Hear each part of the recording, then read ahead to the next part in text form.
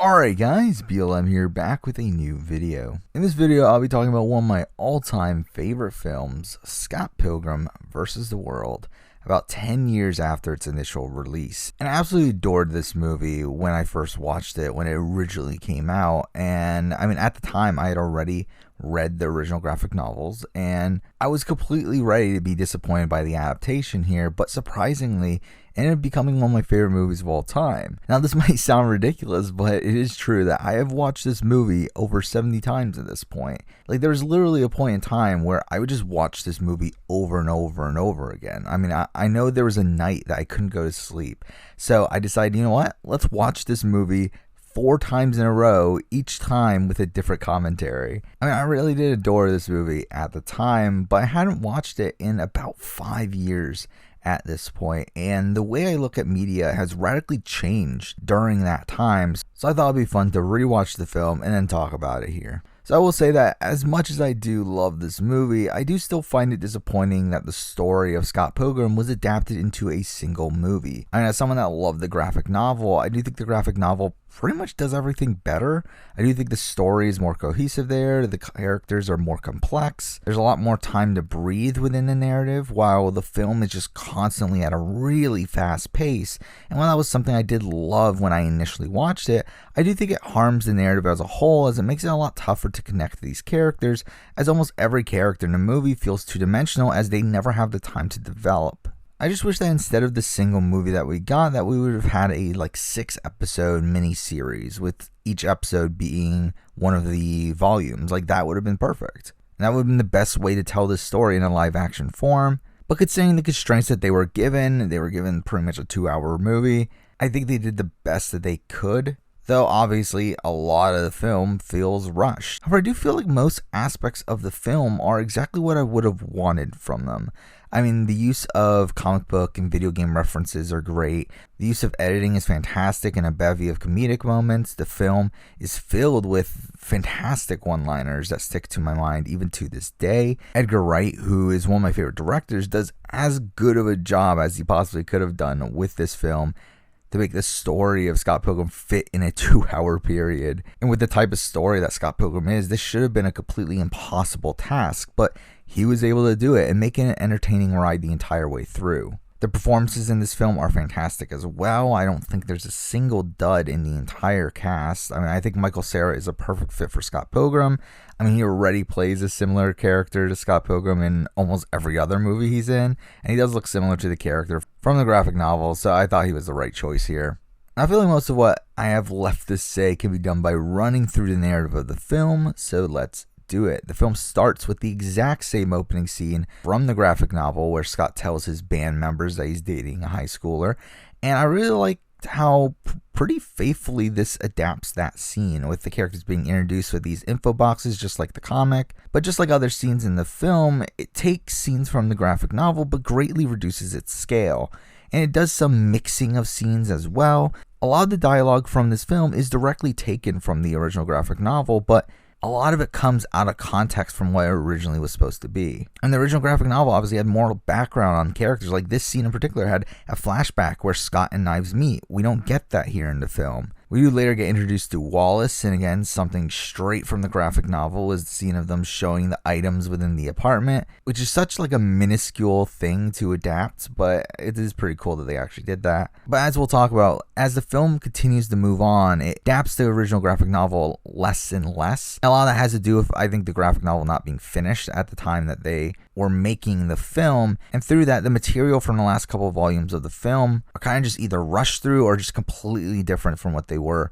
in the original graphic novel. After this, we do see Scott picking knives up from school, and we get the introduction to Ninja Revolution, which was an original creation for this film, and you can clearly tell this scene was made with the intention of Scott and Knives ending up together by the end of the film, which was the ending that the film originally had. However, after obviously they found out what the real ending was in the book, and also the screen testing didn't go great, they decided to change it up, have Ramona and Scott end up in the end, and I do think that is the better outcome for the narrative as a whole. But it doesn't feel like they bothered to take out the hints towards that original ending here. There's a lot of scenes here that parallel towards the end of the film, make you think that they're going to end up together, but again, obviously they don't. I always found the scene where like Scott shows Knives the house he grew up in, which is like directly across the street from where he currently lives, just really awkward. I mean, this is a scene from the comic, but it's not directly across the street, which again, I think is another product of, again, this being really rushed. Again, so condensed to the point where they just have this really awkward scene there. Like, it's never brought up ever again. It has no relevance to it. It's just a weird scene. We then get the first scene with Ramona where Scott sees her in his dream, and this leads to him seeing her in the library next day. And again, I should mention, the beginning of this film is just so ridiculously fast-paced. Like, we're literally just jumping from place to place to place to place. There's so much cutting in this beginning section of the film that mixing that in with like the surrealistic nature of the film, it really makes this beginning here so discombobulating. But we then get to Julie's party where Scott meets Ramona for the first time, and we get the text "This One Girl" on screen, which is the name of the chapter that this scene adapts. And they do this a couple more times within the film, but then they do drop it by the halfway point, which again, I think is a lot of the, which I feel like is more than likely due to, again, the graphic novel not being finished at the time of filming or writing, and especially they really faithfully adapted the first volume and even did a decent job at volumes 2 and 3. But by the time they reach volume 4, everything's just so rushed. You can tell by the runtime of the film, where the content from volume 1 takes up about 40 minutes of the 1 hour and 50-minute movie. So despite it only being a sixth of the overall story, it takes up almost 40% of the movie. But here we do get the ridiculous Pac-Man line, which, I mean, it is a real fact, but one who says that as a pickup line, and two, is a minor departure from the source material. The source material did have a bit more awkward of a question where it's like Scott's just asking her about her shoes. So I think this Pac-Man line probably fits the narrative better, actually. But during this scene, we do also see the mention of Lisa and Holly, two characters from the original graphic novel that were missing here, which I do think is a big shame, considering Lisa is probably one of my favorite side characters from the original source material. And Holly was pretty good as well, but again, they just didn't fit within this 2-hour movie. We do then get the start of the League of Evil X's storyline with Scott getting an email from Matthew Patel, and that's a funny scene, again, directly taken from the comic. And then we have Scott ordering a package from Amazon just to get Ramona there, and they go on a date, they return to her house, we get the text "Ramona, come closer," which again is the name of the chapter that this was adapted from. We get a shot-for-shot recreation of their, like, sex scene, which technically isn't a sex scene because she changes her mind, but whatever. But I do find this scene really awkward on the rewatch, as, I mean, the dialogue's pretty clunky here. I think it works fine on paper, like, it works fine as a graphic novel, but I think when you have actual people saying this, it just feels kind of awkward. We then cut to the first round of the Battle of the Bands, which is much more of a core storyline in this film than it was in the graphic novel. The success of the sex bombs is used as a massive storyline to progress the narrative forward within the film. However, in the graphic novel, it was kind of irrelevant. And I think a lot of that has to do with, obviously, in the film here, everything takes place over the course of a few days, while in the original graphic novel, it takes place over the course of a year, right? So they really had to use this Battle of the Bands to be an excuse for all of these shows that they were playing. But again, this is mostly directly from the graphic novel. We do get some fun stuff here, like the Crash and the Boys' ridiculous songs, and Mark Webber as Steven Stills here does a really good job during these scenes. Then we get our first Evil X with Matthew Patel just randomly arriving, and this scene's really great, and the comedic timing here is really fantastic. The film embraces its weirdness here, where you get this Street Fighter-esque fight scene, some really fun visual effects here. This is one of the few times in the film we do see a flashback, though they weirdly use the actual comic book panels from the graphic novel when Ramona's like talking about her relationship with Matthew Patel. But this is a really fun fight scene, and probably the best one of the entire film, actually. After that, Scott returns to his apartment. We get this weird Seinfeld-esque scene of Scott telling Wallace about what happened the previous night with Ramona. And this, again, just didn't really work for me on the rewatch. I mean, it just seemed a bit too meta for my liking. We do have Scott breaking up with Knives and Scott having dinner at his place with Ramona. And there's some funny lines here, like, "bread makes you fat," which, again, I mean, that stuff's also from the original graphic novel. Also, like him singing the Ramona song to like a really subdued response. But eventually we do see them arrive on the set of the Lucas Lee film, who just so happens to be Ramona's second ex. And It's really weird to see Chris Evans play Lucas Lee now, considering obviously now everyone knows him as Captain America, but this was right before he got that role. And we get a lot of fight scenes here. They were mostly just kind of fine. We do have Lucas Lee throwing Scott into the castle, and that's, again, another one that's directly taken from the comic, but again, just kind of a ridiculous scene. I do love the line, "Hi, big fan," and Lucas responding with, "Why wouldn't you be?" But Lucas does die a similar death to how he does in the comics, where he just grinds down a rail too quickly and bails at the end. It's fine. After this, we do get the first appearance of Envy, played by Brie Larson, which is, again, weird considering she's now Captain Marvel, and also she was in Room. So, I mean, this was obviously way before all that, but she has a great performance here, again, despite her character not really being as fleshed out as the original source material. We do get the first encounter with Roxy, which just is out of place. But considering that, again, almost all of Volume 4 was unutilized, and also how crammed in this back portion of the film is, there's just nowhere else to really put this. Though I do question, is this scene even necessary? We get the title of The Infinite Sadness on screen, which is the name of Volume 3, so that's something. We do learn that Envy cheated on him with someone named Todd, and that Ramona's third ex is someone named Todd. Convenient, right? We do get the scene of Knives wanting revenge on Ramona, and the scene of her ranting to her friend Tamara, and that's really fun. We get the introduction to Todd, played by Brandon Routh, who formerly played Superman in Superman Returns, so that's something. But the scene where the sex bombs meet with Envy and Todd backstage is so fantastic. I mean, we get Todd punching Knives, leading to the fantastic line of, "You punched the highlights out of her hair," which, again, this is slightly different than how it happened in the original comic, but it works here. We have Scott calling him a cocky cock, so that's great.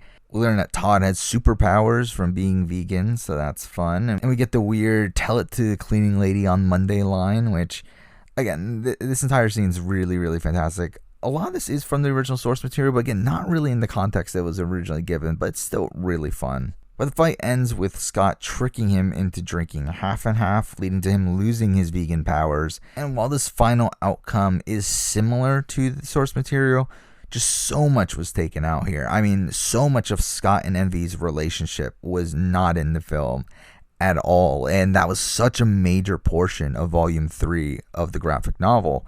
And to me, makes Envy a much more interesting character. So without that, when we do eventually say goodbye to Envy here, it just isn't as satisfying as it was in the graphic novel, and it really wasn't nearly as fleshed out there. After this, we go straight to the after party, where we have the encounter with Roxy, and this is where the film really starts to get rushed.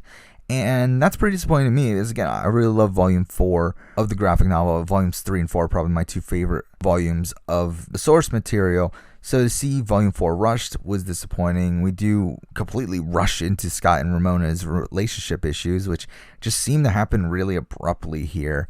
We do get a reference to Scott having to fight a guy to be with Kim when they were in high school, which is passed off as a joke here, but that's actually what happened in the graphic novel. We then get Roxy's arrival, and we do get a lot of lesbian and bi jokes, which don't entirely land nowadays. But the ridiculousness of Roxy saying she's bi-furious is just too dumb not to make me laugh. I did also find Ramona fighting with her massive hammer just to come out of left field here, as they're mixing multiple scenes here, because this is actually a fight that Ramona had with Envy in Volume 3. However, they're changing that up to have this fight with Roxy here. But also, I don't feel like Ramona was set up as the type of character within this sort of film that would pull out a massive hammer from her bag, which felt like it made a lot more sense in the original graphic novel. There's some fun choreography here with the puppeteering section of the fight, but Roxy does die completely differently here from the original source material. In the original source material, Scott gets the power of love and gets a sword and then kills her.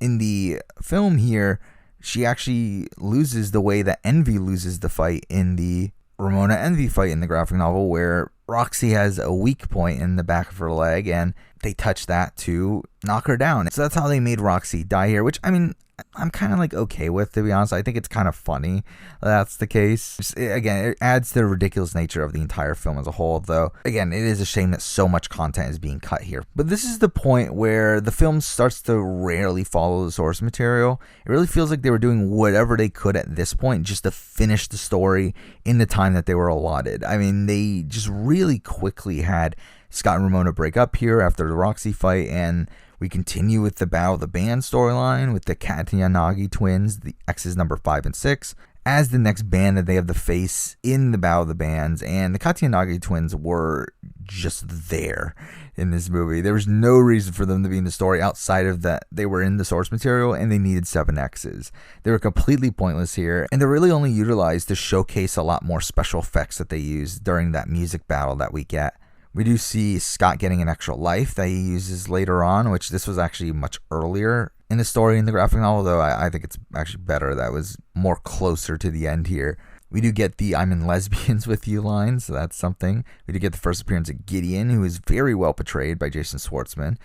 We do get your typical low point for the hero here with a montage of him being depressed and some characters getting their final scenes like Wallace and Stacy. But then Scott decides to go after Gideon. I did find it funny how he gets by the guards by just using really dumb gestures. We do get Scott's initial fight with Gideon, and we also see Knives fighting against Ramona, and we have Scott admitting to cheating on Knives, which I found just a really awkward scene, especially because it gets broken up by Gideon just killing him. And I get that this was supposed to set up his apology next time, but it just felt like it was really rushed and really just thrown in there. With Scott waking up in the subspace, and Ramona reveals that she has a mind control chip in her head for some reason. Again, a complete radical departure from the original source material, and to me, it really minimizes the impact of Ramona actually siding with Scott. As in the original graphic novel, it's like a lot of the story is obviously about the relationship of Scott and Ramona, where they have a very on and off relationship, though I think when they actually finally end up together, it feels like something actually changed. Like the characters actually developed. While here in the film, it just feels like it was just thrown off as like, oh, Ramona had a mind control chip, so without that, oh, they could be together now. So it just felt really weird to me. But Scott uses his extra life, and we get a replay of some of the previous scenes with some minor differences that were pretty fun. And we do get some closure with the Sex Bomb band members, though, again, it wasn't nearly as developed as it was in the graphic novel, especially Kim, who was a much more complex character, with us knowing a lot more of her background, especially her background with Scott. Though here we just have him apologizing to her, and she's happy, so whatever. We have Scott apologizing for his cheating, and this causes the mind control chip to break for some reason. That's really dumb. We have the final fight between Scott and Gideon, where Ramona turns against Gideon, and Scott and Knives defeat him using the moves from Ninja Revolution, again making it so clear that Scott and Knives were supposed to end up together. Again, in the original graphic novel, it was Scott and Ramona that worked together to defeat Gideon. So again, you can clearly tell the rest of the film is built up in a way to conclude with Scott and Knives ending up together. We do also get the appearance of Nega Scott, which was an actual conflict in the source material, and was a major source of Scott's development in the final volume of the graphic novel. However, here they just pass it off as a joke, and we just go straight to the ending, where we have Ramona wanting to leave and calling Scott the nicest guy she's ever dated. And again, it just feels like Scott and Knives are going to end up together, but just out of nowhere, Knives just tells him to go after her. And through that, we get a similar ending to the original source material of Scott and Ramona going through the subspace door together, which, I mean, in my opinion, is the better outcome. I think the entire narrative revolves around Scott's growth arc, and for him to end up in the exact same position he was in the beginning of the story with dating a high schooler would just feel really underwhelming and completely pointless. But again, I feel like so much of the development of the characters is missing from the film here, and a lot of it has to do with, again, them cramming it into 2 hours. But overall, those are my opinions on the film here, 10 years after its initial release. I still had a lot of fun watching it. It's still a great movie. It's a really nostalgic movie to me. I mean, it's as good of a film as it possibly could have been, given the limitations that they were working with. I would have preferred a miniseries to fully explore all the storylines from the original graphic novel. And I will say that I do think I probably connect to the film a lot less than I did when I initially watched it, but again, it's so nostalgic to go back and watch, and it actually made me go back and revisit the original graphic novel as well. I actually just reread that as well, and I was actually thinking about maybe doing a video on those somewhere down the line, but for now, that's the video. Thank you for watching.